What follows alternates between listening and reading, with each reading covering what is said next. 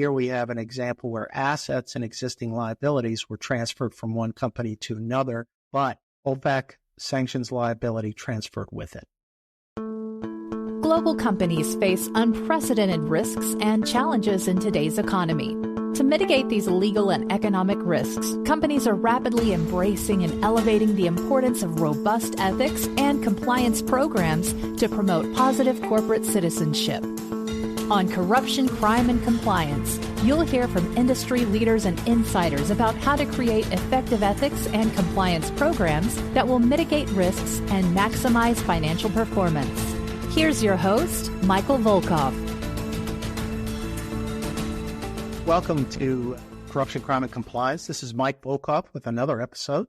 And today we're going to talk about SCG Plastics paying OFAC $20 million to resolve violations of the Iran Sanctions Program. Welcome, everybody. Still coming to you from beautiful Sicily. Thought we'd take a look at this recent OFAC enforcement action. Pretty interesting.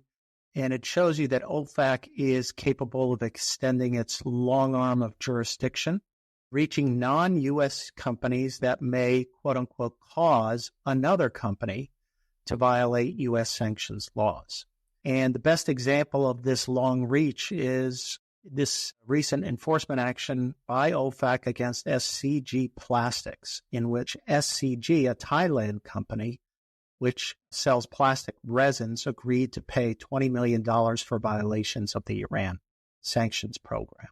Just one background point on SCG Plastics is that in January of 2022, SCG Plastics transferred all of its assets and existing liabilities to Thai Polyethylene Company Limited, TPE, a subsidiary of SCG Plastics' parent company that is based in Thailand. Accordingly, following this entire business transfer, SCG Plastics is no longer an operating business, so that in connection with SCG's settlement agreement with OFAC, TPE, the successor in terms of assets, has also entered into an independent agreement with OFAC to maintain U.S. sanctions compliance commitments for 5 years. So it shows you again that how successor liability might work in the sale of a company. And here we have an example where assets and existing liabilities were transferred from one company to another, but OFAC sanctions liability transferred with it. So let's talk about the case a little bit more. From 2017 to 2018, SCG Plastics caused, they didn't have jurisdiction over SCG Plastics, but did with respect to their cause of U.S. financial institutions or banks, whatever, to process $291 million in wire transfer sales of Iranian origin high-density polyethylene resin, HDPE, high-density polyethylene resin, which is manufactured by a joint venture in Iran owned by SCG's parent company and the National Petrochemical Company of Iran, NPC, a part of the Iran government. HDPE this resin is used to create a wide variety of injection molded plastics, including food and beverage containers, shampoo and cleaning product bottles, and other industrial items. During this time when SCG received wire payments for Iranian origin HDPE, it initiated U.S. dollar transactions on behalf of the Iran-based joint venture to pay the joint venture's outstanding debts to third-party vendors.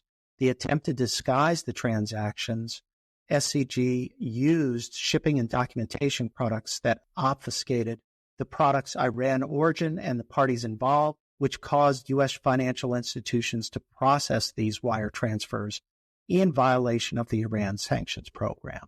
So OFAC's enforcement action here demonstrates its willingness to extend enforcement actions to non-U.S. companies that obfuscate the involvement of sanctioned persons or jurisdictions in shipping or payment documentation so that U.S. financial institutions in turn process those financial transactions. So the story here goes back all the way to March of 2005. SCG Chemicals, the parent company of SCG Plastics, and 2 other unaffiliated companies formed a Singaporean company to enter into a joint venture with NPC. This joint venture, Maer Petrochemical Company, and we'll call it Maer, constructed a petrochemical plant in Asula, Iran, which began production in 2009 and had the capacity to produce 300,000 metric tons of HDPE annually. Now, SCG Plastics was a trading company that purchased, marketed, and sold plastic resin products manufactured by affiliates of SCG Chemicals, including Maer.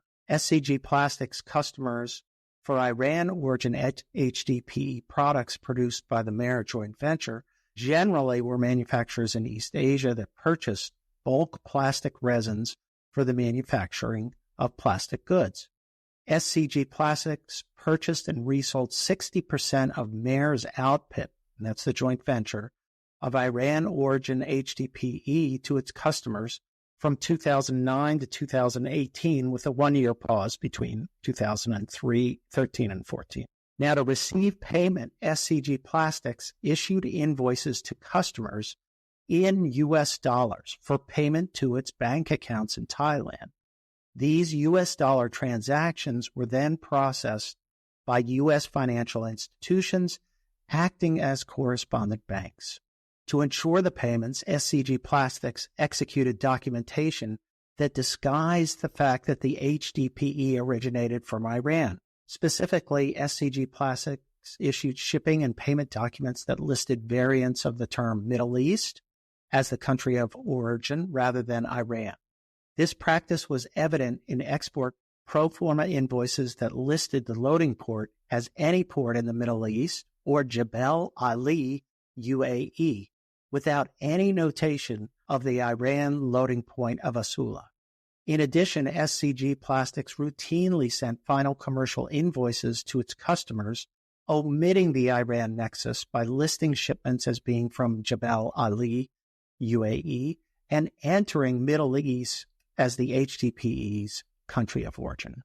SCG Plastics also transshipped the Iran-origin HDPE it resold to its customers through the UAE. Once the cargo arrived in the UAE, SCG Plastics shipping agent issued an ocean bill of lading and corresponding shipping documents indicating Jebel Ali, UAE, as the port of loading for the HDPE rather than Iran.